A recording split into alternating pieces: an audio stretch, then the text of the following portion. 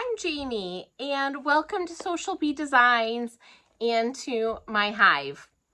I want to introduce you, and you may have already had the pattern, but I wanted to introduce you to my newest sew along for my wrap and roll slipper pattern. If you have been wanting to make a pair of slippers for yourself, and you want that flexibility without trying to be too nitpicky on size, this is the pattern for you. My patterns come with size instructions. They come with a complete size chart, including standard size, foot length in centimeters, and in inches, to help you find the right size that you need to make. Full color, step-by-step instructions. And now I am going to sew through a pair with you. This pair exact. We are going to make the cutest slippers in this fabric. You have the slipper gripper bottom, and in the pattern I give you lots of other tips and tricks and throughout this video. So if you want to come and make the wrap and roll zip slippers with me today, stay tuned. You can also do a pieced pair, which is super cute. These were made with mini charms, or another pair out of gorgeous Pioneer Woman fabric, and these have a cork bottom. Other options would be suede and ultra suede, vinyl. You could even, to economize on this, you could put a quilted bottom and do some top stitching of pieces of gripper on the foot pad and on the foot heel. So many options, so much fun. Come along and sew with me. All right, let's talk about the wrap and roll slippers. So I'm gonna do a sew along today. It might be a little long-winded, but that's who I am and what I'm famous for. My name's Jamie, and I am the Sewcial Bee. Welcome to my hive, and we're gonna have fun today. So here's the slipper pattern, along with the printed patterns. What make my pattern so successful is that everything is done in full color. So these are all available for download on Etsy, or if you want a printed pattern, they're available exclusively through Yards of Fabric in Mason, Michigan. I've included a size chart to kind of give you an idea of the size that you wear and your length of foot, because in your pattern you're going to have small, medium, large, and extra large. This goes up to 12 inches with a finished size of 11 and a half, 11 and a quarter, 11. So within each small, medium, and large size, you can use 1/4 inch seam allowance, 3/8 inch seam allowance, or 1/2 inch seam allowance. And it tells you what your finished size is going to be. Finished size. So you want, depending on if you like a snug fit or a loose fit, you are going to want to pick something bigger than the finished size. So if my foot is 10 and a quarter, I'm going to want the size large, and I'm going to want a 1/2 inch seam, and that's going to finish at 10 and a quarter. That's going to be tight. If I want it to be looser, I'm going to finish at 10 and a half, and I'm going to use a 3/8 inch seam. Okay, all the directions are in here in great detail. So for the outer material, I like to we're going to go through all the directions step by step. So you can fast forward if you want to get to the point you need help with, but the video is going to be very in-depth. So the outer fabric, I pre-quilt all of my outer fabric onto foam interfacing. And you can use the Sewcial Flex Foam, Pellon Flex Foam, soft and stable. All of it is the same. I haven't found much of a difference between any of it. Some of it is already fusible, but I honestly cut out Steam and Seam or Heat and Bond, and I used that because you actually get a better, it adheres better adhesion than just the than just the stabilizer that's pre-fused. It's also, this is not fused. It's also easier to work with if you're quilting. You're not going to want to fuse it. So these I pieced and quilted. I did not fuse these. They didn't need to be. But on today's sample, I did fuse them because I didn't want to take away from the pattern with quilting. And so this is all fused. And I like to fuse, that's up to you, I like to fuse my fabric to my, this is soft and stable, to my soft and stable before I cut it out, because you get a nicer cut out that way. So that's how I like to do it. So you want to quilt or fuse before you cut it out. For each slipper, you're going to want to make sure you cut out like this. You're going to want to make sure you cut out one on top, one on the bottom, one face up, one face down, because each slipper, each side needs two pieces, okay? So we got that. Then you're going to cut out the same for your lining, one of each side. Now let's get to the sole. I did fuse my sole onto more soft and stable, okay? And today I used the anti-skid gripper fabric. You can get this from your local quilt shop or on Amazon, wherever. We do carry it right at Yards of Fabric in Mason, Michigan. So that's where I got mine. Another option is cork. Cork is a great non-slip choice. So cork is a great choice. I love that. You can also use soft leather. You can use suede. You can use ultra suede. You can also use just a quilted bottom and put dots of dimensional fabric paint. That will do the same thing. That'll create that same texture. Okay. There's and then I prepared my inner sole piece, which is the piece that goes inside the slipper.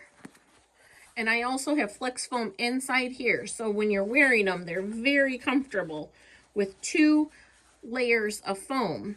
And the inner sole not only adds extra comfort, it hides all of your seams on the inside. So you can see the seams, it hides all of that on the inside. And it's removable for washing. It stays nice and tidy and clean. I just love these slippers. Okay. One last thing to add on the instructions for getting your pieces ready is if you wear an insert in your shoe, you can make this a little larger and go up a little bit and put an insert in your slipper. So if you wear an insert in your shoe and you want an insert in your slipper, go up size, because this is a roomy cut, like relaxed fit jeans. This is a roomy slipper cut. you can fit a insole, you know, an insert in there. Okay? There's lots of other fabric choices in the pattern. And we are going to, you could even use some leather and Sherpa to make it feel like Uggs, right? They would just feel so nice to your feet. Okay, so we are going to go over to the sewing machine and we're going to start, because I have a full color pattern here, step by step with full color pictures all along the way. And we're going to start with step 1. We're going to move our sole out of the way for now. And step 1 is taking our sides, and we are going to put right sides together. And we are going to stitch along here. Okay? So let's go do that. Okay, so our first step, I pinned all of the lining to all of the outer side and toe pieces, and I'm going to stitch mine with 1/4 of an inch. If you want it to be a little bit narrower, just like in the pattern, you can go a little bit more, but I think on this step, 1/4 of an inch is 100% sufficient. So this is not a speed race. No reason to sew fast.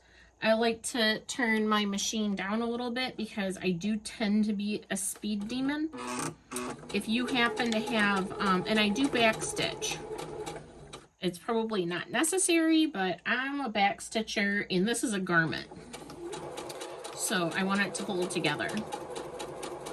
And we're just gonna sew every piece just like this, and you can pin. I have Wonder Clips, and you'll see me use the Wonder Clips a lot later because this is going to be bulky. But I have this little FOF Passport 2.0, and this works wonderfully. My mom let me borrow this machine when my brother died, and so I would highly recommend a FOF. And then I like to, if you have the option to have needle down, put needle down. Otherwise, just try to remember to put your needle down. And I'm going to back stitch here again. And that piece is done. And when you take your time, clip your threads, take your time. When you take your time, look at how beautiful, can you see with that? There you go. How beautiful that stitch is. It's wonderful. So it's nice and even. If you have a hard time sewing on flex foam, it's because you don't have the right needle. So I like to use a 90-14 or an 80-12. An 80-12 is pushing it because you're going to have a lot of layers. So I prefer a 90-14 Microtex Sharp. And I use the chrome ones. I don't think I have a package out. I use the chrome from the quilt shops because they're just a sturdier needle, and the Microtex is a sharp, so it goes right through the foam like butter. So if you're having a tough time with that, it's probably because you're using a universal needle, and a universal has a little bit of a dull point on the end. It's just not my favorite. So that's a perfect stitch right there. I got actually a thread from my beginning, and I'm gonna go through and I am gonna do all the other rights and lefts just like this one. I'm gonna give you a little tip on this also. If you are having a hard time this FOF has a fantastic feed system. It's got a built-in walking foot, the IDT system here. If your machine has a hard time feeding that first few stitches in, don't start at the very end if it doesn't like the foam right there. Start it I'm going to zoom in a little bit. Start that a few, you know, so the whole thing's on your, underneath your foot. And then take a couple stitches and go back to the edge after it's already sewing. And if you do that, it will not get stuck underneath your feed dogs there.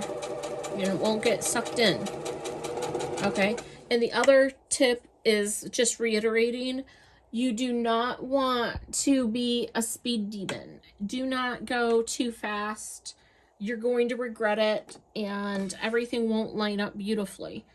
And your stitches are not going to turn out as nice. So again, if you're looking for a wonderful machine, I am not sponsored by Pfaff, nor the store I bought it from, but I did, well, my mom did, 'cause it's her machine, but Country Stitches in East Lansing / Lansing, Michigan. They also have a store in Jackson. They will let you play with the machines. I recommend that you take the things that you like to sew up with you and see how a machine will perform with the things that you like to sew, whether you're an avid quilter and you do a lot of 1/4-inch piecing, or you're like me and you like to like throw crazy foam at a project. But the Passport is a wonderful machine for the price point with it having IDT. I can't say enough good things about this machine. Okay, so we'll finish this up and we will go to the next step. I also bought this beautiful girl at Country Stitches several years ago, and I don't plan on getting rid of her, but she's set up for embroidery right now. And we were talking about quilting the slipper pieces before you cut them out onto the flex foam. I use my embroidery machine with a metal magnetic hoop for that, and it does a beautiful job. So like I said, hit up Country Stitches and check out their Pfaff and Viking selection. We also have a couple other great shops in mid-Michigan for other brands of sewing machine, but this is kind of what I like. Okay, so we have completed step 1, and we did all of the sewing here, and then the most important step in between is always going to be pressing. So I gave this one good press. I love steam. If you don't want to put water in your iron, use a spray bottle, but steam, steam, steam. Okay. And then to get that really good press in there after, especially with the foam, after I press it, I use a clapper and I hold it right down, and it's a heavy hardwood clapper, so you can just set it down, nice handle, hands out of the way. You can find these in my Etsy shop as well. My husband made these out of beautiful Michigan grown walnut. So it was grown in Michigan, it was milled in Michigan, and it was made in Michigan. So look for those in my Etsy shop. Okay, step 2, we're going to take, you want to make sure you have your sides. So this is going to be the left foot. It's on top. It goes this way. It's that foot, okay? This one's going to be on top this way, and it goes this way, so it's going to be the right foot. And you want to make sure you do those correctly. So we're going to take the right foot, and we are going to put these 2 pieces together and pin to hold it in the place. Okay, and then we are going to stitch down that seam. Just like that. Okay, we are going to stitch right here. And we're going to stitch a 1/2 inch. Okay, a 1/2 inch. So that is different than all your other seam allowances that you're using. And it states it right here in the pattern that you use a 1/2 inch seam allowance. And that's just going to give you a good amount right there. Okay, so let's stitch that and we will come back and go through the next step. All right, so we got that stitch here with a 1/2 inch seam allowance, okay? And now we are going to press it open. Just press it open. And when you go slow, look at how beautiful that is. Can you see exactly how the light's terrible right now because it's nighttime, but look at how beautiful that is. So go slow. Okay, so now we have pressed the seam in the middle, and we have I have clipped this well because I want to hold the lining down, and I want to top stitch 1/8 to 1/4, whatever you prefer. I like 1/8. The pattern does call for 1/4 from the edge, but whatever you feel is good for you. Excuse me. This one was done with 1/8, and my machine has no problem going right to the edge. So if your machine is struggling a little bit and it doesn't like sewing at the 1/8, definitely do the 1/4. It's not going to make a difference. It really isn't. Okay, so top stitch that, and then we're also going to, after we top stitch all the way around, we're going to come back and we're going to do 1/8 to 1/4 of an inch from the center seam on either side. So, or on both sides, right? So there's your center seam. We're going to go 1/8 to 1/4 on this side and 1/8 to 1/4 on this side. Okay. Since your seam allowance was 1/2 inch here, I'm going to go 1/4 inch on both sides. And that's how I'm going to do it. Okay. So let's get that stitched and we'll be right back. Do it to both right and left foot. Okay. So now we have everything top stitched beautifully, and I ended up and did a 1/4 inch seam. You can probably see it from this side better. I had my 1/4 inch foot on and I just started doing it, so it doesn't matter. I mean, the 1/4 inch looks, might be able to see it on this one better. Let me see if there's, it's variegated thread, so you can see it's still really pretty. It doesn't matter. So now let me get to one of my tricks and tips. This is stitched down. All right, we did, yeah, there you go. We did a 1/2 inch on, or I'm sorry, there was a 1/2 inch seam allowance when we joined these, and I did 1/4 of an inch on both sides. And what that does is when we put it together, that creates a really nice sturdy heel for you to walk in. So that creates the nice sturdy heel. You got a little more bulk in there. So don't trim those seams down. All right, now this is still kind of flopping in the wind. Oh, I got a thread to trim. And I need to make it a little more controlled, because I'm going to end up, and when we join them, I need this to not be shifting around. So what I like to do is just old-fashioned Elmer's school glue. I like the disappearing purple so I can see where it's going, but any of the Elmer's glue will work. And what I do is I just run this along my flex foam like this. It's not going to gum up your needle because we are going to 100% press this, but you can put it right in place. You can tug it a little bit. So I'm going to go through and make sure all the edges are lined right up. And I did do that when I pressed. See, you have a really good edge. So I did press really well. But now that it's top stitched, I want it to lay flat for my next steps. So we are going to just throw a little of that on there. If you want to throw caution to the wind and skip this step, if you want to throw some heat and bond tape in there, that would be fine too, or some steam-a-seam tape, whatever you want to do. Just control those edges. I even on this pair, I didn't glue it down, and you can see it kind of bulks up a little bit too if you don't use just a little bit of adhesive.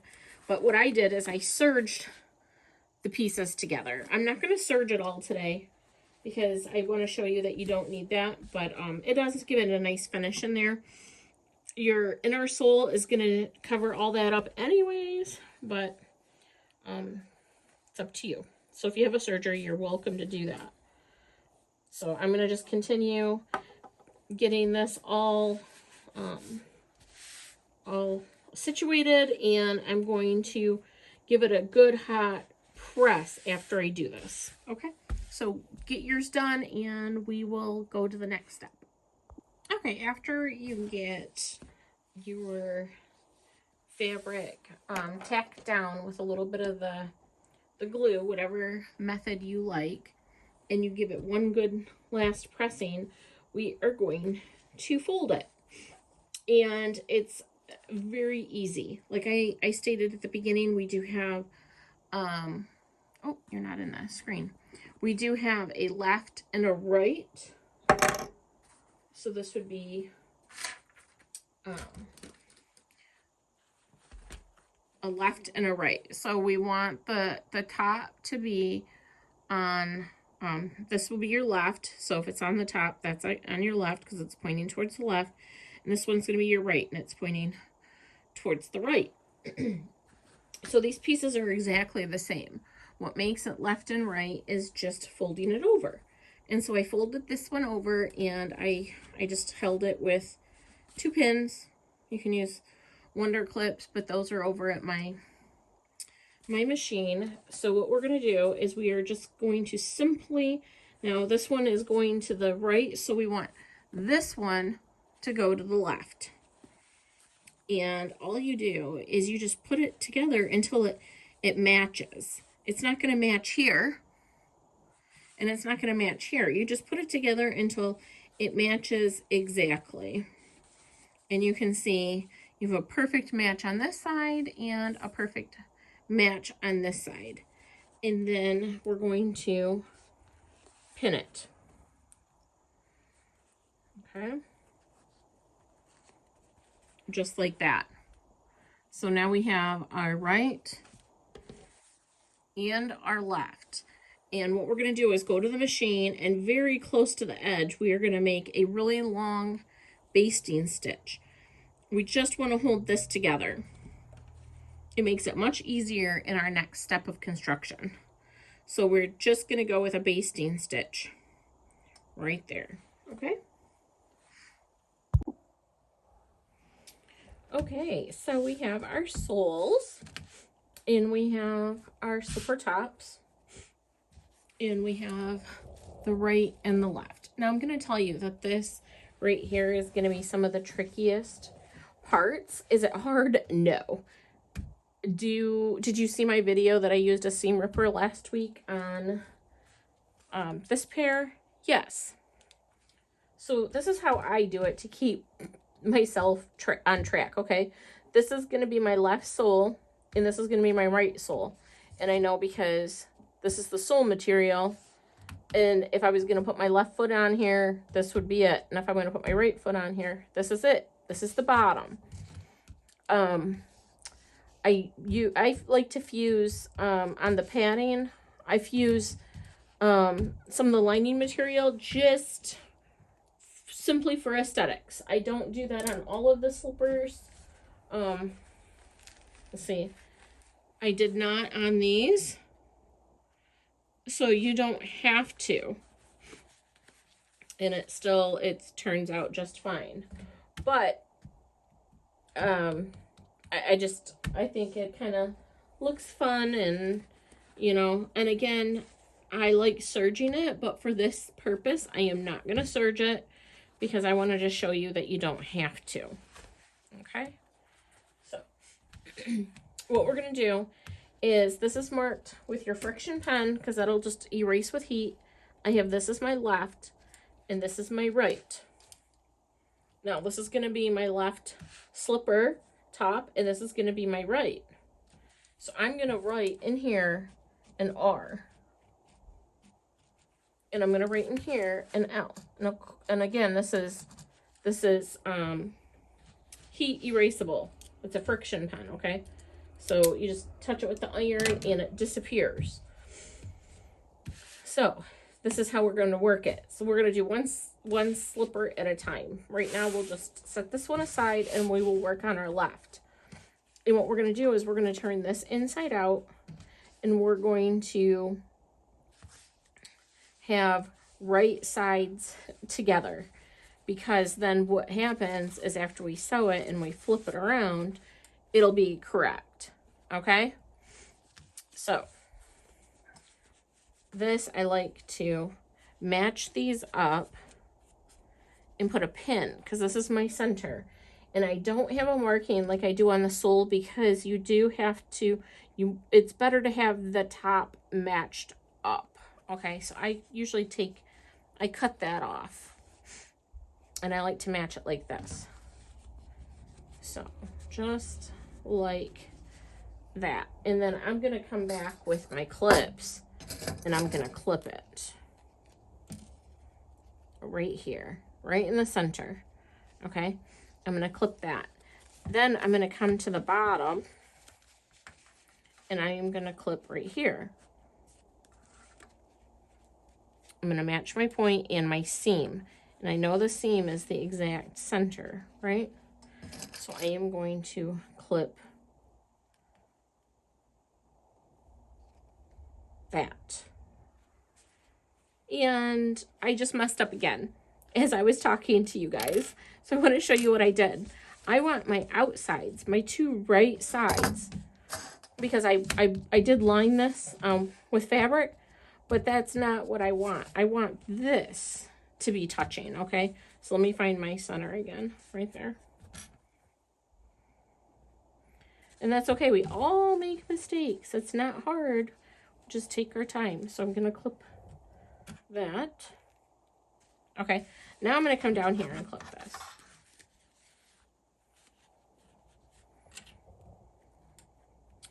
And then there's some ease in here.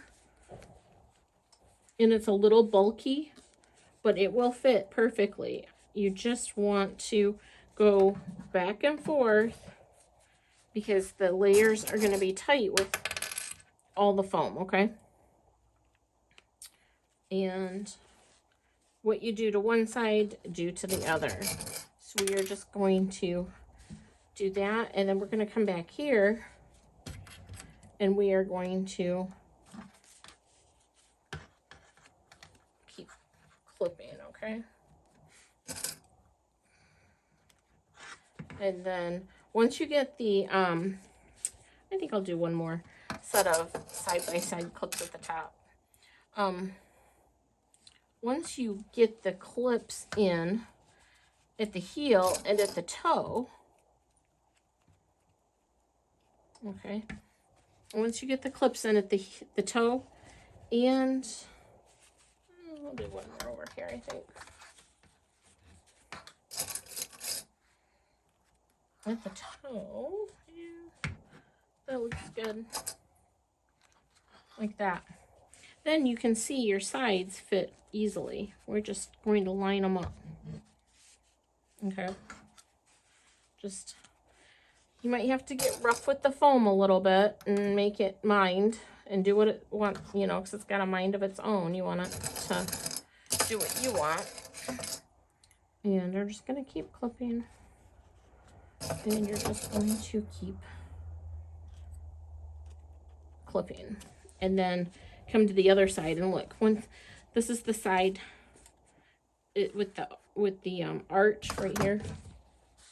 And so you know there's ease built in there because you have to have a shape to it or your foot will not fit. But when you get to the side that is flatter, straighter, that's gonna be the outside of your foot, and that kind of goes in. Am I on screen? Yeah, okay.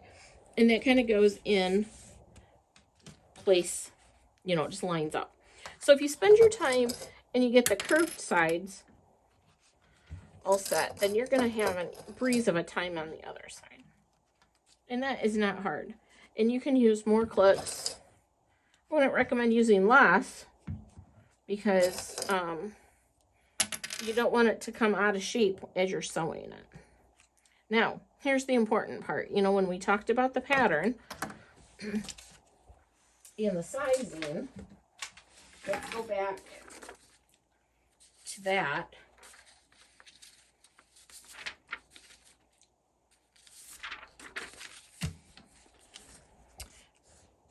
Your finished size, okay, with these seam allowances,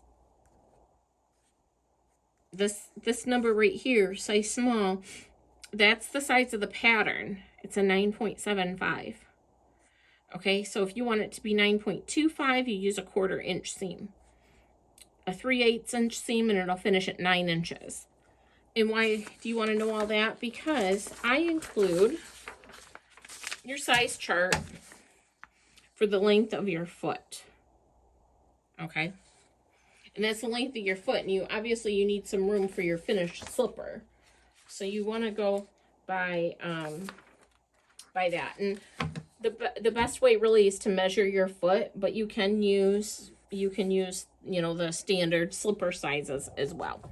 And mine's a medium, and I like it. I'm closer to a 7, so I like a nice 3/8 to 1/2 inch seam allowance, and that's what I'm going to sew my slippers with. So I'm going to clip my right foot, and I know this is my right and this is my right, and we want outsides together.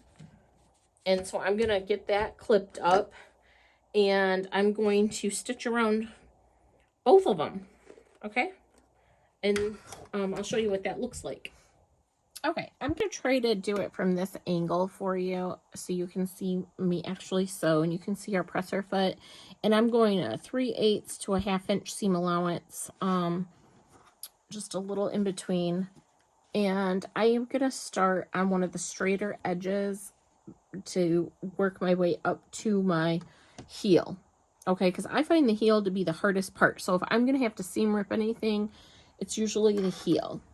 But when you have it pinned or clipped like this, you can take your heel and you can get it right in there, and you can even clip this, and then it's easy to push down. Okay, so we're going to start here. If you can slow your machine down, slow it down, okay? You do not want it up fast, because you'll be tempted to just rip and roar. Let's see. I'm going to make my seam a little bit longer just because I'm going through so many layers. I think I'm going to do it at a 2.8. My default is 2.5. Okay. And when you start, back up. And then if you have a needle down, keep it down.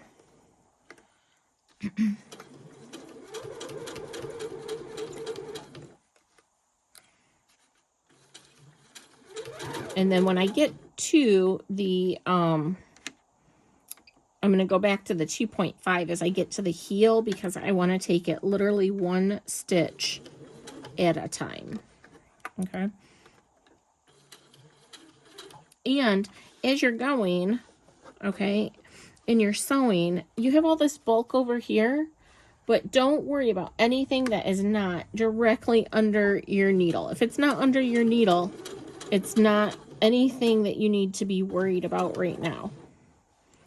And as you come around, you can, your needle's down, you can lift up your presser foot and take a couple stitches. Lift up your presser foot and adjust and take a couple stitches, and only worry about what is directly under your needle. Okay? Because you're not going to get bunches anywhere else unless it's directly under the needle. Okay?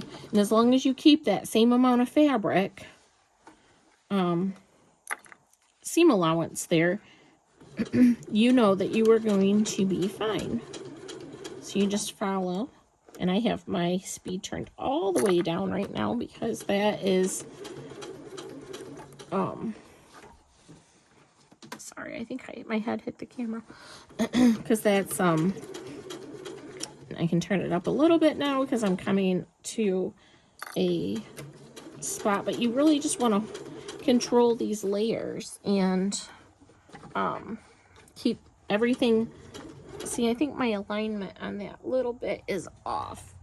I'm gonna back tack, and I am going to check it, because if I make a mistake, I don't mind showing you guys my mistake. Nope. You can just see, this is what I was talking about. It's just the tiniest little amount, and I'm not going to worry about that because this is a generous fit slipper.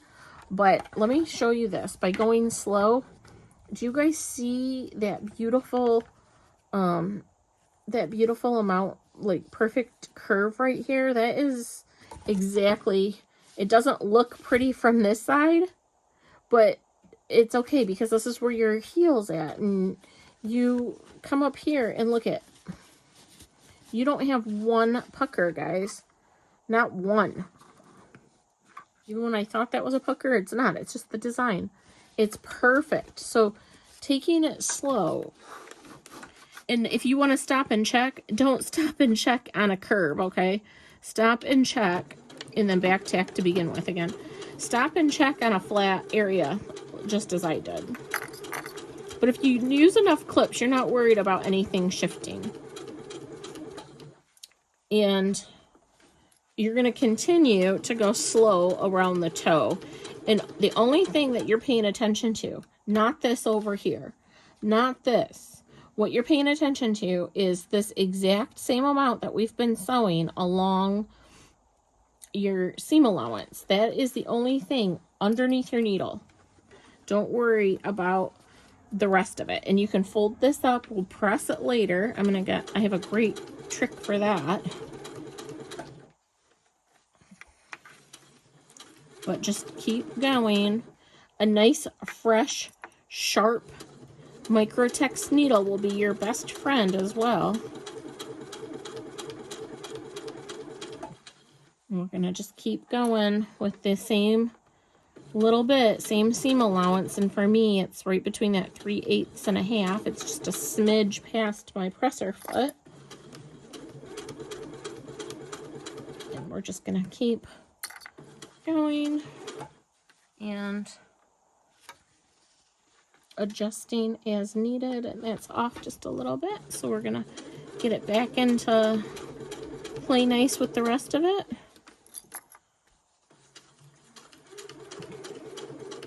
And as long as your seam allowance is on track, you're gonna be in a nice straight line. And then look at, as we come back around, we are, let me zoom in there because that's pretty exciting. We are dead on with our line of stitching here.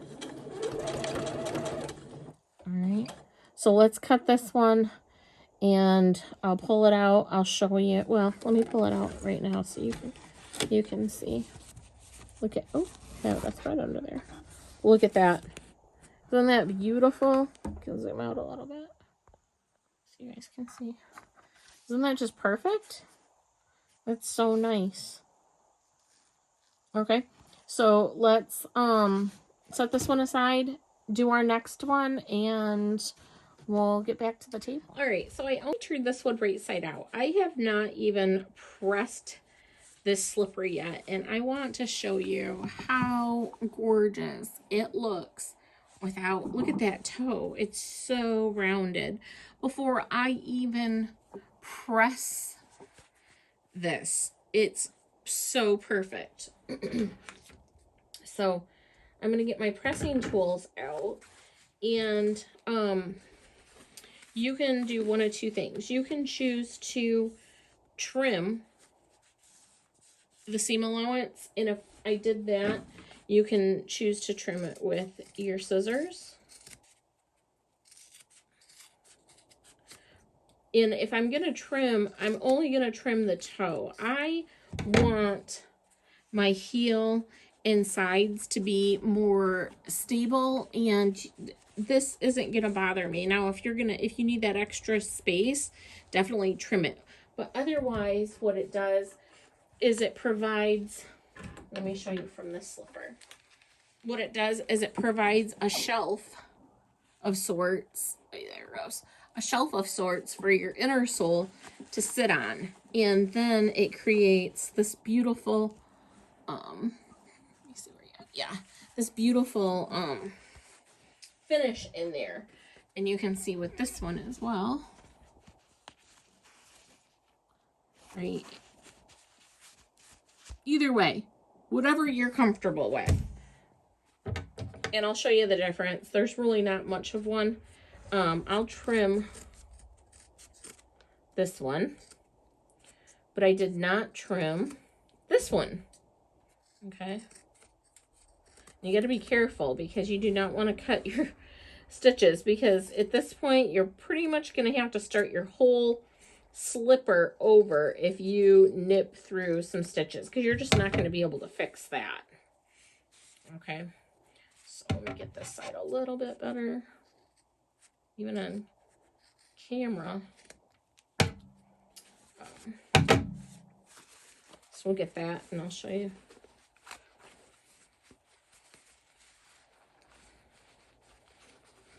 And it takes a minute to get it right side out, like anything, especially the cork isn't as hard to do as the sole.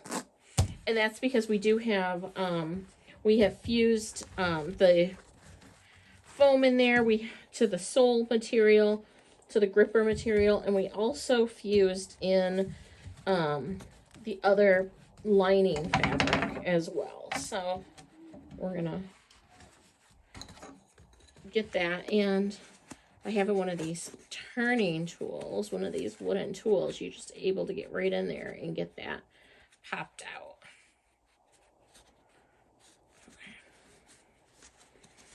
And I'm kind of doing it sideways because I don't have my overhead camera set up. Okay, and look at, with just doing this, not even taking my time, look at how wonderful it is. Now, first check, you do have a right and you do have a left, okay? You want to make sure, actually a left and a right, but you do want to make sure. Okay, so we are to the point now where we are giving our slippers a final press. We have our right slipper and our left slipper. And I like to get right in there and give it some good steam on both sides.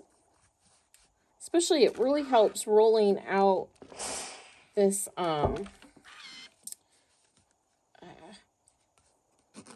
grippy bottom, that it gets a little bearish. It's easy to sew through. It sews through like butter, but the hardest part is that it's stiff. Well, and part of that's because we fused it.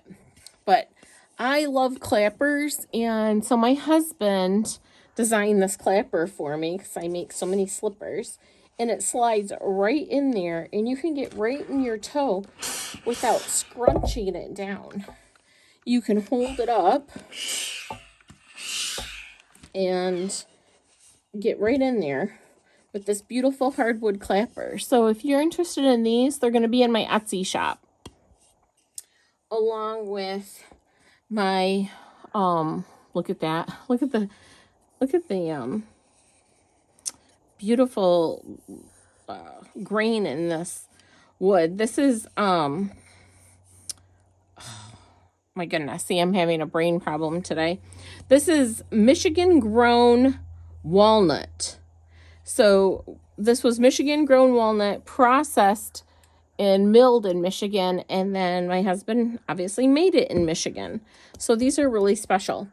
I'll have a few of these available in my Etsy shop too, and the bottom is just so smooth and wonderful. And like I said, these are going to be second to none. Like, this is just such a huge help when making slippers and getting that perfect shape that my slippers are known for. Isn't that just beautiful?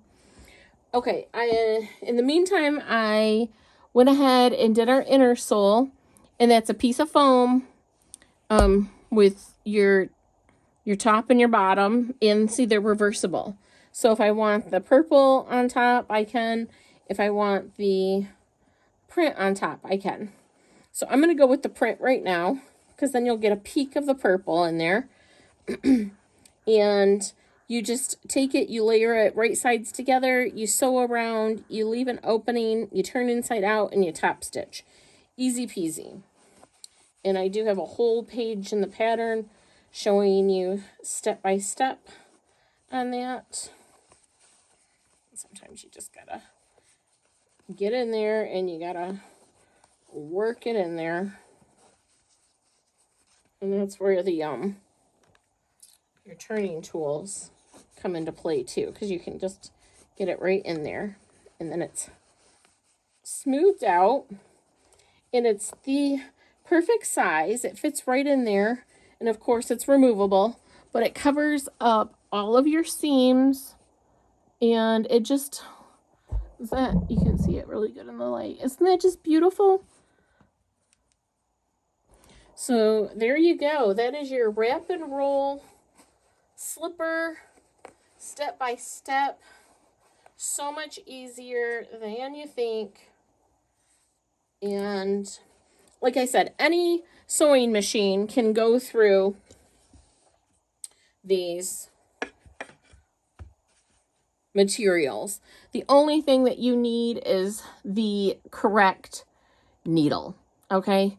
And that is the Microtex Sharp Chromes. That's the only difference that you need. And you have got a beautiful pair of comfy slippers, custom made to your foot. Happy sewing!